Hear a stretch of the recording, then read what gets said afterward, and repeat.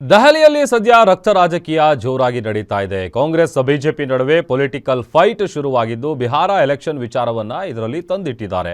ಸಾವಿನಲ್ಲೂ ಈ ಪಾಲಿಟಿಕ್ಸ್ ಬೇಕಾ ಅನ್ನೋ ಪ್ರಶ್ನೆ ಎದುರಾಗಿದೆ. ರಾಷ್ಟ್ರ ರಾಜಧಾನಿಯಲ್ಲಿ ರಾಜಕೀಯ ಸ್ಫೋಟ. ಮೋದಿ ಅಮಿತ್ ಶಾ ರಾಜೀನಾಮೆಗೆ ಕೈ ಪಟ್ಟು.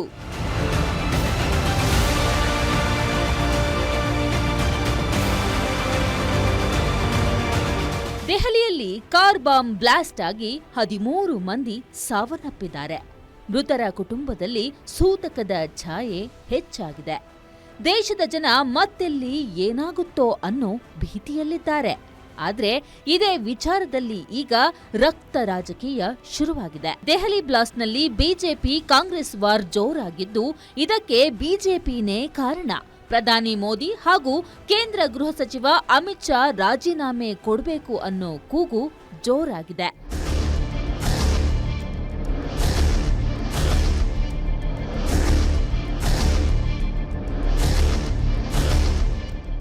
ಕೆಂಪುಕೋಟೆ ಎದುರು ನಡೆದಿರೋ ಸ್ಫೋಟಕ್ಕೆ ಕೇಂದ್ರದ ಭದ್ರತಾ ವೈಫಲ್ಯವೇ ಕಾರಣ ಎಂದು ಕಾಂಗ್ರೆಸ್ ಕೂಗಿ ಹೇಳ್ತಿದೆ.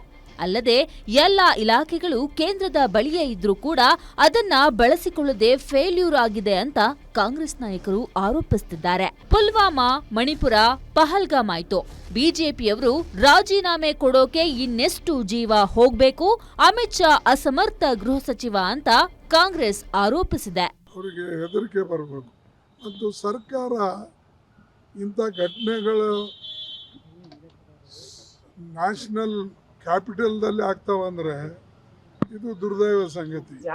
ಯಾಕಂದ್ರೆ ನ್ಯಾಷನಲ್ ಕ್ಯಾಪಿಟಲ್ ಬಲ್ಲಿ ನಿಮ್ಮ ಹತ್ರ ಇಂಟೆಲಿಜೆನ್ಸ್ ಇರ್ತದೆ, ನಿಮ್ಮ ಹತ್ರ IB ಇರ್ತದೆ, ನಿಮ್ಮಲ್ಲಿ CBI ಇರ್ತದೆ. ಸ್ವತಂತ್ರ ಭಾರತದಲ್ಲಿ ಅತ್ಯಂತ ಅಸಮರ್ಥ ಗೃಹ ಸಚಿವರು ಯಾರನ್ನ ಇದ್ರೆ ಅದು ಅಮಿತ್ ಶಾ ಅವರು. ಇನ್ನ ಎಷ್ಟು ಜನ ಪ್ರಾಣ ಕಳ್ಕೋಬೇಕ್ರಿ? ಡೆಲ್ಲಿ ಆಯ್ತು, ಮಣಿಪುರ ಆಯ್ತು, ಪುಲ್ವಾಮಾ ಆಯ್ತು, ಪಹಲ್ಗಾಮ್ ಆಯ್ತು. ಉತ್ತರ ಸಿಕ್ಕಿದ್ಯಾ? 10 ವರ್ಷ ಆಗ್ತಾ ಬರ್ತಾ ಇದೆ.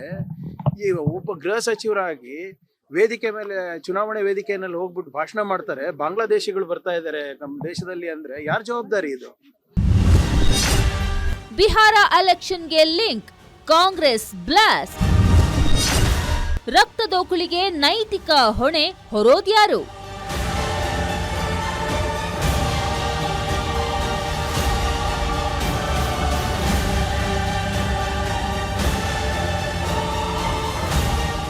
ಇನ್ನು ಬಿಹಾರ ಎಲೆಕ್ಷನ್ ನಡೆದಿದ್ದು ಅದಕ್ಕಾಗಿಯೇ ಈ ಬ್ಲಾಸ್ಟ್ ನಡೆದಿದ್ರೆ ಇದರ ಹಿಂದೆ ಕೇಂದ್ರ ಸರ್ಕಾರದ ಕೈವಾಡ ಇದೆ ಅಂತ ಕಾಂಗ್ರೆಸ್ ಗಂಭೀರ ಆರೋಪ ಮಾಡಿದೆ. ಬಿಹಾರ ಎಲೆಕ್ಷನ್ ಗೆಲ್ಲಲು ಈ ರೀತಿ ಪ್ಲಾನ್ ಮಾಡಿದ್ದಾರೆ ಅನ್ನೋ ಅನುಮಾನ ಇದೆ ಅಂತ ಕೈ ನಾಯಕರು ಹೇಳ್ತಿದ್ದಾರೆ. ತಮ್ಮ ರಾಜಕೀಯ ಲಾಭಕ್ಕೆ ಈ ರೀತಿ ಮಾಡ್ತಿದ್ದಾರೆ ಅಂತ ಕಾಂಗ್ರೆಸ್ನವರು ಹೇಳ್ತಿದ್ದಾರೆ. ಯಾರು ಕೇಳಬೇಕು? ಆಮೇಲೆ ನನ್ಗೆ ಆಶ್ಚರ್ಯ ಆಗೋದೇನಂದ್ರೆ, ಚುನಾವಣೆ ಒಂದಿನ ಮುಂಚೆ ಹೆಂಗಾಯ್ತಿದು? ಈಗ ಬಿಹಾರ ಚುನಾವಣೆ ಇತ್ತು ಬರತ್ತಾನೆ. ಬಿಹಾರ ಚುನಾವಣೆ ಒಂದಿನ ಮುಂಚೆ ಆಗ್ಬೇಕಾದ್ರೆ ಎಲ್ಲೋ ಒಂದು ಕಡೆ ನೀವು ಮಾಧ್ಯಮದವರು ನೆನ್ನೆ ಈ ಪ್ರಶ್ನೆ ಕೇಳಿದ್ರಿ. ನೆನ್ನೆ ಈ ಒಂದಿನ ಚುನಾವಣೆದಂಗೆ ಏನಕ್ಕೆ ಇದು? ಆಮೇಲೆ ಒಂದು ಮಾತ್ರ ಸ್ಪಷ್ಟವಾಗಿ ಹೇಳ್ತೀನಿ, ನಾನು ಮಾಡಿದ್ದಾರೆ ಅಂತ ಹೇಳಲ್ಲ. ನಾನು ಹಂಗೇನಾರು ಆಗಿದ್ರೆ ಯಾರಿಗೂ ಒಳ್ಳೇದಾಗಲ್ಲ. Yes, I have my own doubt. ನಿನ್ನ ಹಂತದಲ್ಲೂ ಅದೇ ಬಂತು. ಅವರು ಬಿಹಾರದಲ್ಲಿ ಏನಾದರೂ ಚುನಾವಣೆ ಮೊದಲೇ ಹಂತದಲ್ಲಿ ಗೆಲ್ಲಕ್ಕಾಗಲ್ಲ ಅಂತ ಹೇಳಿ ಎರಡನೇ ಹಂತದಲ್ಲಿ ಇದ್ರ ಬಗ್ಗೆ ಏನಾದರೂ ನಾನು ಇದ್ರ ಕೈವಾಡ ಇದೆ ಅಂತ ಹೇಳೋಕ್ಕೆ ಆಗಲ್ಲ. ನಾನು ಯಾಕೆ ಆಗಲ್ಲ ಅಂದರೆ ಐ ಡೋಂಟ್ ಹ್ಯಾವ್ ಪ್ರೂಫ್. ಹೇಳಿದರೆ ತಪ್ಪಾಗ್ತದೆ. ಆದರೆ ಇದು ಯಾಕೆ ಆಗ್ತದೆ ಅಂತ ನೀವು ಹೇಳಿದ್ದನ್ನು ನನಗೂ ಕ್ವಶನ್ ಇದೆ, ಅದಕ್ಕೆ ಉತ್ತರ ಸಿಗ್ತಾ ಇಲ್ಲ ನನಗೆ. ಮೈಟ್ ಬಿ ಕಾಂಗ್ರೆಸ್ನವರು ರಾಜಕೀಯ ಅಂತ ನೇರ ಆರೋಪ ಮಾಡಿದ್ರೆ ಅದಕ್ಕೆ ಕೇಸರಿ ನಾಯಕರು ಸುಮ್ಮನೆ ಕೂತಿಲ್ಲ. ಕಾಂಗ್ರೆಸ್ ಅಧಿಕಾರದ ಕಾಲದಲ್ಲಿ ಏನೇನೆಲ್ಲ ಆಗಿತ್ತು, ಆಗ ಅವರು ರಾಜೀನಾಮೆ ಕೊಟ್ಟಿದ್ರಾ ಅಂತ ತಿರುಗೇಟು ನೀಡಿದ್ದಾರೆ. 3000 ಕಿಲೋಮೀಟರ್ ಡೆಲ್ಲಿವರೆಗೂ ಪ್ರವಾಸ ಮಾಡಬೇಡ. ನಿಮ್ಮ ತಂದೆಯವರೇ, ಗೌರವಾನ್ವಿತ ನಿಮ್ಮ ದೊಡ್ಡ ಖರ್ಗೆ ಅವರೇ ಗೃಹ ಸಚಿವರಾಗಿದ್ರು. ನಾನು ಜ್ಞಾನೇಂದ್ರ ಅಸೆಂಬ್ಲಿಯಲ್ಲಿದ್ರಿ. ಕಂಬಾಲಪಲ್ಲಿ ಘಟನೆ ಆಯಿತು ಕೋಲಾರದಲ್ಲಿ. 8 ಜನ ದಲಿತರನ್ನ ಸಜೀವಾಗಿ ಸುಟ್ಟಾಕಿದ್ರು. ಆ ಕೇಸ್ ಏನಾಯ್ತು? ಅವರೆಲ್ಲ ನಿರಪರಾಧಿಗಳು ಅಂತ ಆಯ್ತು.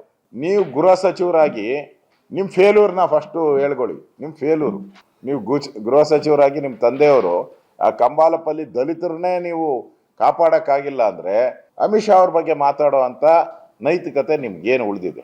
ಮತ್ತೊಂದೆಡೆ ಕಾಂಗ್ರೆಸ್ ಬೇಡಿಕೆಯಂತೆ ರಾಜೀನಾಮೆ ಕೊಟ್ಟಾಕ್ಷಣ ಪರಿಹಾರ ಸಿಕ್ಕಿಬಿಡುತ್ತಾ?